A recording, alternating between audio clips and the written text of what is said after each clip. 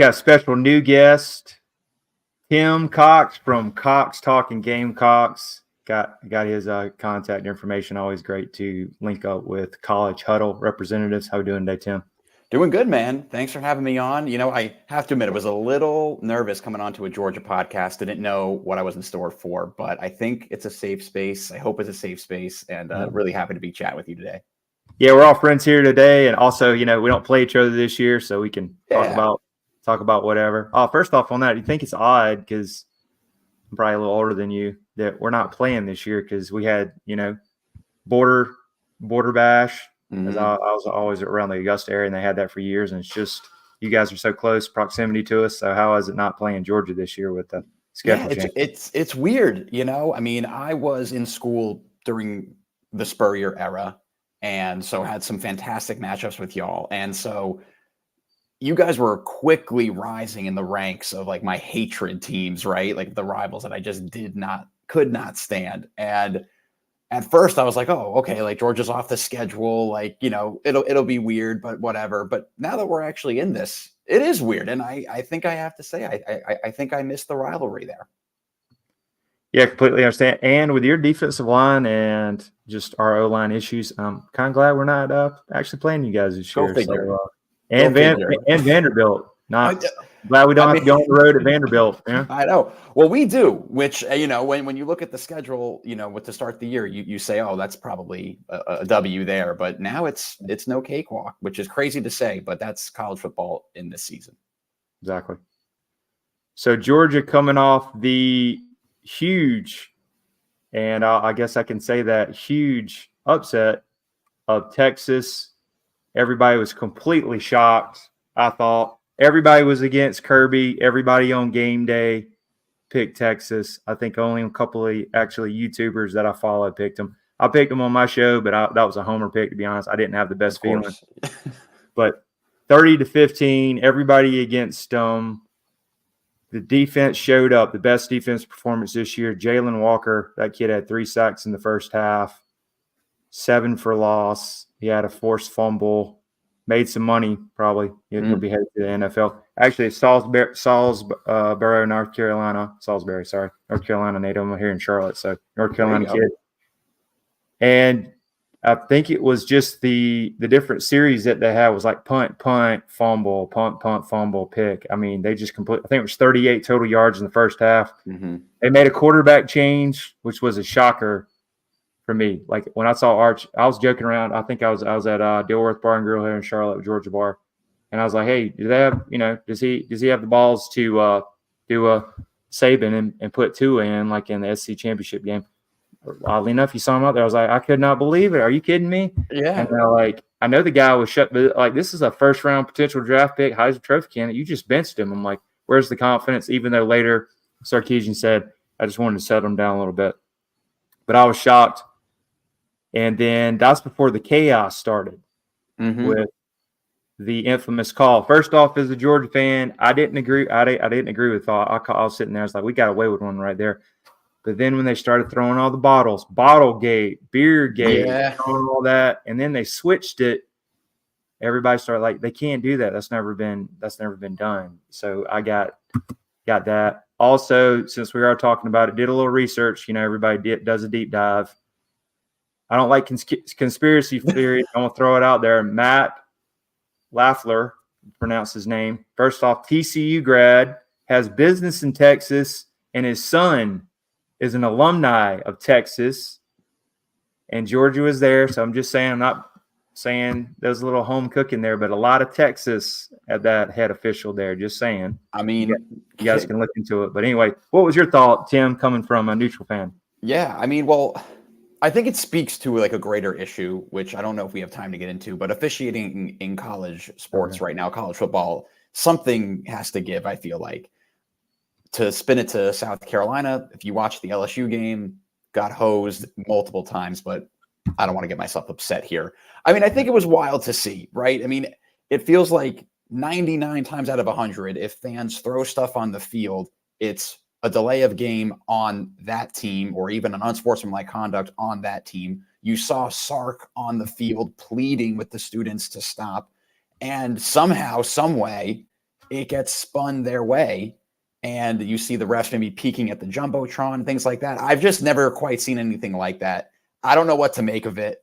I mean, ball don't lie at the end of the day, but that was something that I hope it's not a precedent of things to come, because I don't know. But I think it speaks to a greater issue where officiating needs to have some sort of revamp or something like that. But that was a wild moment that, is going to be talked about for weeks to come.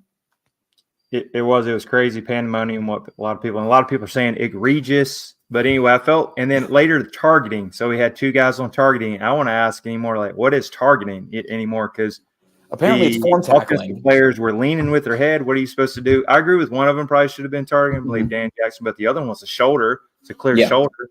And now we got 2 potential starters out for first half against Florida. I mean, we're pretty deep there, but still. So that's another issue, is like, what's targeting? And these like key matchups, when these big time games, like, they can change the momentum, and you could tell the momentum switched after the whole changing of the penalty. You could see the crowd lived up, really woke up, got them back going. Georgia was able to prevail and kind of silence them, but it was 23-15, and Georgia, you could tell, it was like, hey, the momentum switched, but we were able to rally, but still. Yeah, I mean, it certainly lived up to the billing, right? You had game day there, was probably the top game on everyone's card outside of their own teams, and I think it lived up to it. But to targeting, the thing that drives me crazy with targeting is the next game suspension, because I just don't see how it correlates. And when you guys, because y'all have a bye, and so I was curious if it still is applicable. And when they said that, I was shocked. I was absolutely bewildered, to use an SAT word. But like, that's the one thing that's the biggest problem I have with the penalty. I like that they take it to review, but again, like you said at the start of it, what is targeting? Sometimes it looks like a form tackle, and then you have a running back or a wide receiver who's going low. Sometimes it's incidental, but I'm all for player safety, of course, but it seems like there's the subjectivity of it all is just brutal. Yeah. I agree. Maybe they should go to everything's going to the NFL model with all the rules, is do it in the NFL. 15-yard penalty, and I think it's a warning. You do it again, you're out. So do like 15. Something like that. And then nothing is weird. They're still having the players stay on the sidelines. Like it used to be, go to the locker room, like both of them are on the sidelines. That's weird too.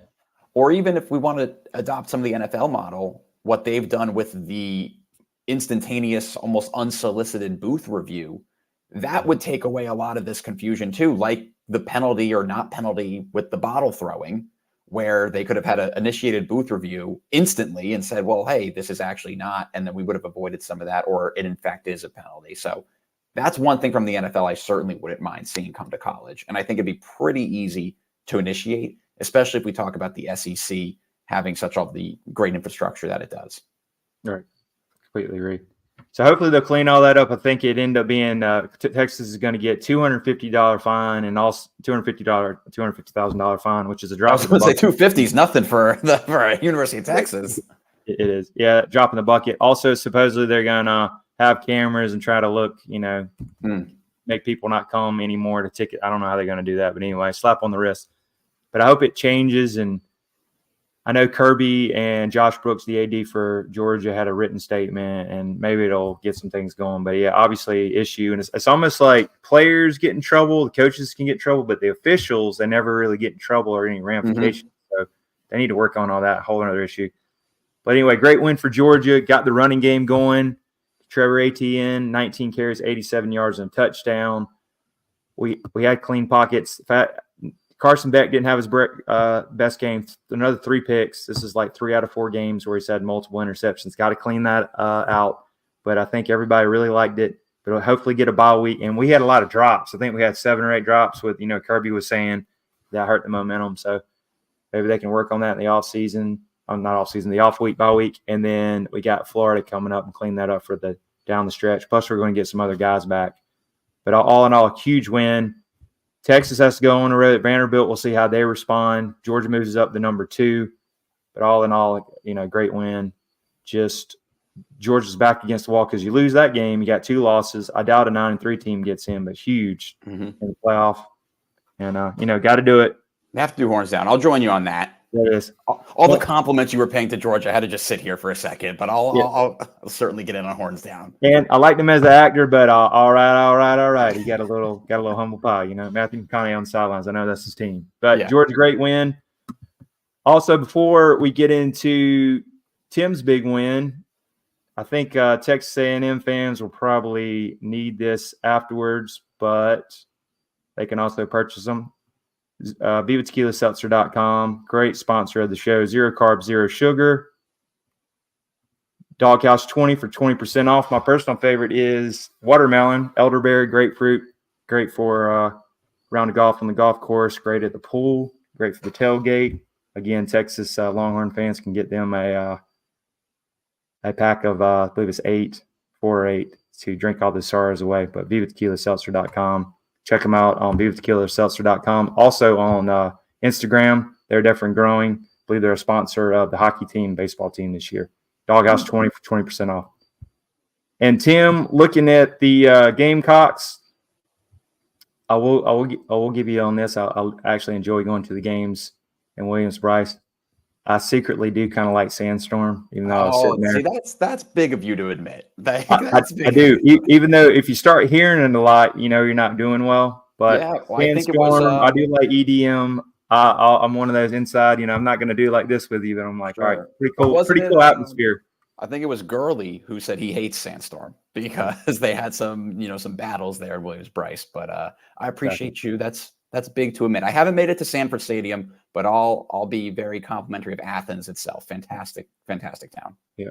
I will say one other one. I will say, even though you smoked Georgia that 2012 game, 35-7, on those videos, that was probably one of the loudest I've ever seen. I mean, that place looked like it was vibrating. Were you at that game, by the way, for that one? I was. How loud was that? That looked crazy on the YouTube videos. Oh, it's bonkers. I got chills thinking about it. But it's funny. The other day, my fiance, she asked me a question. She's like, if you could relive one moment from your life, what would it be? And it was that game, 2012 Georgia at home. And she was like laughing and saying, it wouldn't be when we got engaged. And I said, no, it's that game. You just don't understand. So yes, it was electric. Awesome. Well, here's a question on that, because I was just watching it, since you said you are engaged with a fiance, and they had this on game day about fall weddings. Is there a chance of a fall wedding there, Tim? Are we going to do? No chance. It's in the summer. It's in the summer. I'll take a hot wedding over a fall wedding because of every reason that they listed on game day. There's a good man right there. You got a lot of friends and family saying good pick there. Yeah. That was rule number one. Other design stuff, you go ahead, knock yourself out. Awesome. Earlier in the day, I was paying attention to it. So South Carolina smokes complete beating of Oklahoma. A womp. 35-9, impressive, moving up to 4-3. And I'll give it to you guys. You guys have been scrappy this year, is the word I would say too. You had Bama on the ropes. That LSU game, I know that was frustrating, but you guys could easily be 6-1. So, I mean, like 5-1. Yeah, 5-1, 6-1. So it's certainly a tough spot. You don't want to look back, right? It is what it is. You are what your record says you are, but this defense that we have this year is going to keep us in every game. And it's really something. They themselves scored 14 points in the first quarter. Really just set the tone early in that game. And Oklahoma has its own set of issues, but anytime you go on the road in the SEC, especially in a place like Norman with such passionate fans, it's going to be a challenge. So it was amazing to have a, relatively speaking, low stress Saturday, which is few and far between for the Gamecocks. Second half, I would have liked to see some more offensive production. You were, right on the edge of, scoring, but you had a couple penalties and it took a bad sack, not get a field goal range. But nonetheless, it was a fantastic day. And also, just to say, you should have stayed in the Big 12 was just awesome to say to a brand like that. Completely agree. To go on the road in their house and do that to them was very impressive. So yeah. Great win. And then with this rise of the defense, because I don't remember quite the numbers. Do you think it's more transfer portal, recruiting, your D-line coach? What's made it such an elite defense and defensive line this year? Yeah, it's really a mix of all the above. It's a veteran group where you do have those guys that were recruited. Talking about a guy like safety Nick Manwari, O'Donnell Fortune at the corner spot, linebacker Debo Williams, and then if we're looking at the defensive line, a guy like TJ Sanders, Boogie Huntley. These are guys who have been in the program for years now, and they've been good.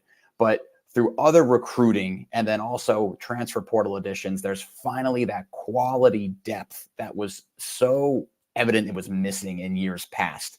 But you have to call out Kyle Kennard, transfer edge from Georgia Tech, having a career year, like blowing away all of his numbers from last year. He's been a monster, which has allowed Dylan Stewart, who was a 5-star recruit on the edge, to also thrive. And then a guy like Demetrius Knight, transfer linebacker, he's also brought physicality and speed to that position. So it's been a mix of everything that has culminated in this year. And I got to give props to Shane Beamer, because the defensive coordinator, Clayton White, last year, he was under some fire. The defense had been pedestrian for his entire time here.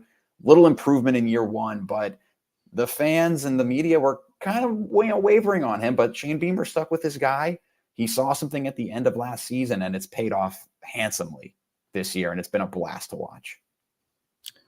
That's great to hear.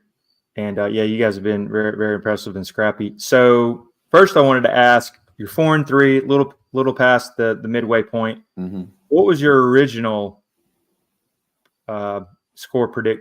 season prediction for you guys earlier in the year, if you did any preseason picks? Yeah, so I'm like a forever optimist. People tell me I wear the garnet glasses, but like I look at it like, if I'm gonna be the negative Nancy all the time, what's the point? So I tried to keep the season prediction realistic, and I had us at 7-5. Okay. I thought the defense would be improved, not quite this. I thought the offense would have its struggles but eventually get it going. So I actually had Carolina at 3-4 at this point. I had us beating Kentucky on the road and everything else happening with the exception of Oklahoma. So I had us being at 3-4 and then winning 4 out of 5 in November, which now that I say that was pretty daunting. But so I have us, a little bit ahead of schedule right now. But yeah, that's where I had us landing. Okay, gotcha. And look ahead. I've got the bye week. Maybe get some things tightened up, heal up some guys. Got Texas A&M, which is quietly tied for the SEC lead, even though they got LSU both tied. At Vanderbilt, with Vanderbilt looks more competitive this year. Missouri, Watford, and your beloved at Clemson, Death Valley. Yes. So what are you looking at down the stretch? Looking at this, you're 4-3. How would you? What do you think you guys will finish? You got 3 games at home, so you'd like to think you could win at least 2 out of 3 at home, right?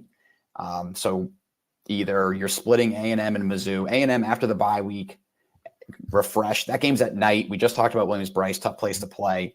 Okay. Again, this defense is going to keep the team in it. That feels possible, right? Vanderbilt, yes, having a better year, but I think the team and the defense, again, can go up there and handle that. Then you have Wofford, Missouri. So I think when you look at Wofford, Missouri, Vanderbilt, A&M, you can find 2 wins out of those. That's your 6th. And then I actually had the beginning of the year, Carolina going up to Clemson and upsetting the Tigers. And at the time I said squash some playoff hopes, but with the ACC, that seems like that's probably a shoo-in for them. But that's how I had it shaping up in my prediction. So you kind of go stick with that 7-5 if you had to pick 3 out of the. Yeah, okay. I mean, I think so. I think that's probably realistic. I mean, anything's on the table. I mean, really, anything is on the table. I think 8's possible. To win out, that seems steep, but anything is on the table, really. If this offense can improve over this bye week, and we can continue to bring along Lenore Sellers, young quarterback, offensive line can tweak some things. That's the one thing that can, if you can match the defensive effort, then this team really sky's the limit. But to keep it a little bit tempered, 7 or 8 wins at this point, that's what I see. I can see that realistically. Texas A&M, I'm still not sold on them. I think they had the weaker schedule. And defense travels. You guys will have the night game, so I'll give you that. Vanderbilt, you're going to have to get motivated. As you know, that's like the high school stadium there, and they are sneaky scrappy this year. Yeah, it's tricky. Missouri's got issues. Brady Cook, I think he's got the ankle injury. Not sure as long as they're just looked pedestrian. I mean, just not right. Even with Luther Burton, got Wofford used to win that. And then at Clemson, are you one of those? You want it at 12, 3:30 or night game? I know it's rivalry. What would you prefer? I know it's at Death Valley. Whatever. I would play Clemson on the moon if we had to. Like, you know what I mean? Like, whatever. But if we're gonna split hairs, it's sure you want a day game, but it's a rivalry game. It's gonna be sold out no matter what. But Shane Beamer has one up there. He has one up there, and so he's not intimidated by that. Clemson, yes, maybe they've gotten it a little bit together offensively compared to when they played y'all week 1, but I still think weak ACC, they might be peeking ahead to that ACC championship, playoff spot, all that jazz. So you never know at the end of the year, can South Carolina go up there and want to play spoiler a little bit, maybe have that little bit of edge to them. So we'll see. Plus, they were rolling with Cade Klubnik, but I think Georgia showed a little bit of the blueprint, and their defense has actually been giving up some points. So you guys with your defense, I think hopefully, rivalry game, anything can happen, keep it close. Yeah, we'll see. But it'll be interesting to see how it shakes out. And then but the explained playoff, all the other teams, we're just going to see throughout college, Carolina and Georgia aside, there's going to be so much action this back half of the season where some other times maybe it wouldn't have been as intriguing to watch some of these matchups. Right. Did want to ask, because I actually had him on one of my other ones like preseason. I had him hot seat just because I thought he might have a tough year. But what's your thoughts and the pulse of Gamecocks with Shane Beamer currently at 4-3? Yeah, I like him. I mean, I'm a Beamer fan. I think he has the right temperament and attitude for the South Carolina job specifically. It's a tough job. You got to recruit against Georgia. You have to recruit against Clemson. You right up the road, you have UNC as well. South Carolina, not historically, this hotbed of recruiting at the high school ranks, but he wants to be here. I think he connects to recruits well. He understands how to use the portal well, doesn't rely on it. So far, he's had a lot of hits through the portal, Rattler being one of them, right? The guy like Kyle Kennard being another. And I think he embodies this new age college coach, that CEO type figure who can hire guys to do jobs well, and he can sort of manage things on the side and motivate his team. He's built a fantastic culture, and I like where we're going. I don't know if I saw this somewhere. I've credit to whoever wrote this, but I don't know if we're quite turning the corner as a program, but we're headed in the right direction. And I think Beamer's the guy for the job. The one thing, if you're going to knock him, is that if there is a glaring weakness where some coaches might be able to pull the trigger on it quicker, meaning let a guy go, Beamer has tended to hang with these guys a little long, like the offensive coordinator before Dawg Loggins and, Marcus Satterfield. Writing was kind of on the wall that wasn't going to pan out, stuck with them.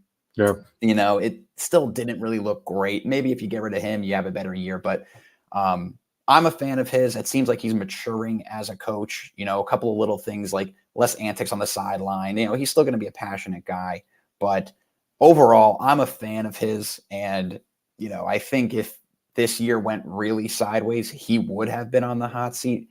But I do think this has cooled a lot of that talk.